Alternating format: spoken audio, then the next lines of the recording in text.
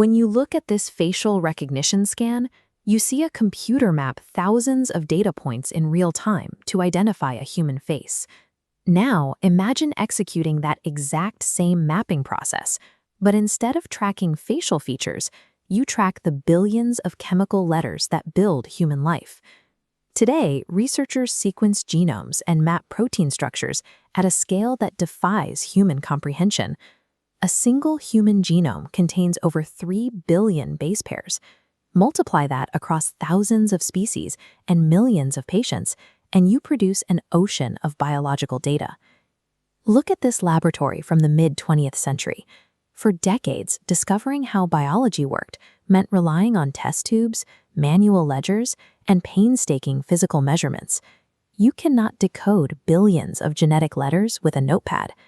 Understanding life has evolved into a massive data processing problem. We generated the information. We needed a completely new kind of translator to read it. That translator is bioinformatics.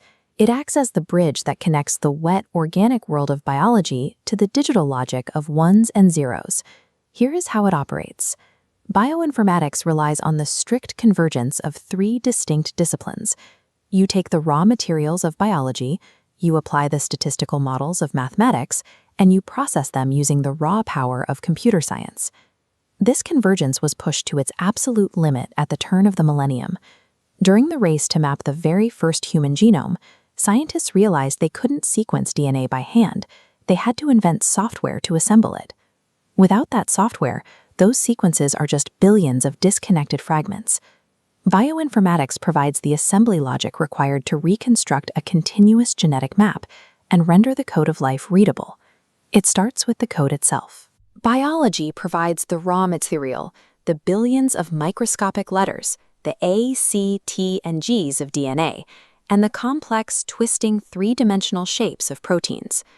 The most common task researchers face is sequence alignment.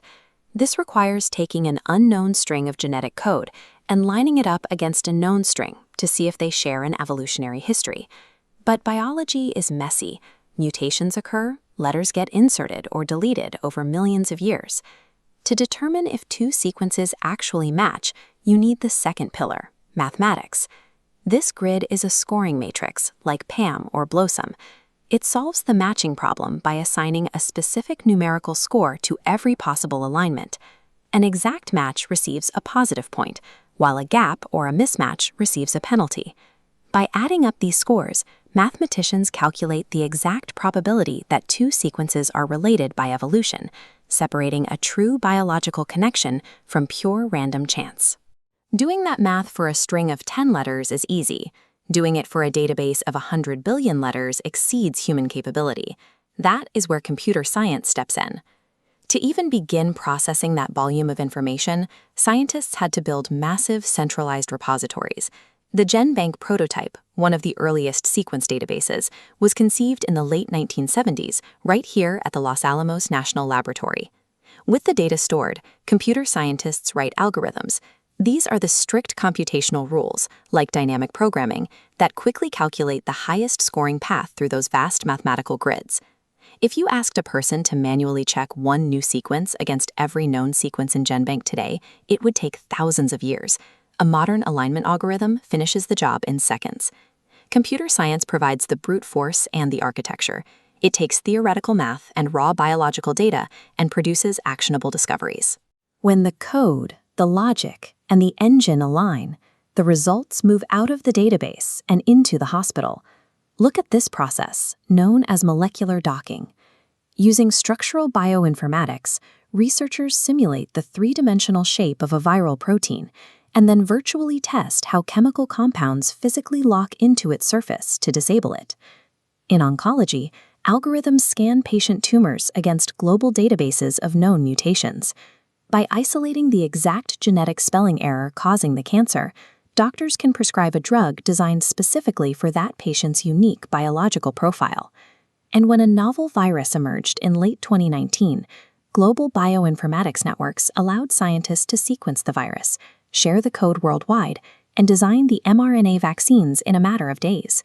These applications prove that parsing biological data has a direct physical impact. It is the pipeline from a microscopic sequence of letters to a life-saving therapy. The discipline detailed in textbooks like this one operates on a very clear reality. Life generates the code, and computation deciphers it. But to actually search through that code, you need a highly specialized tool. You need the biological equivalent of Google. In our next video, we are going to break down exactly how the BLAST algorithm searches through billions of base pairs to find a single match. Because before you can ever rewrite the code of life, you have to know how to read it.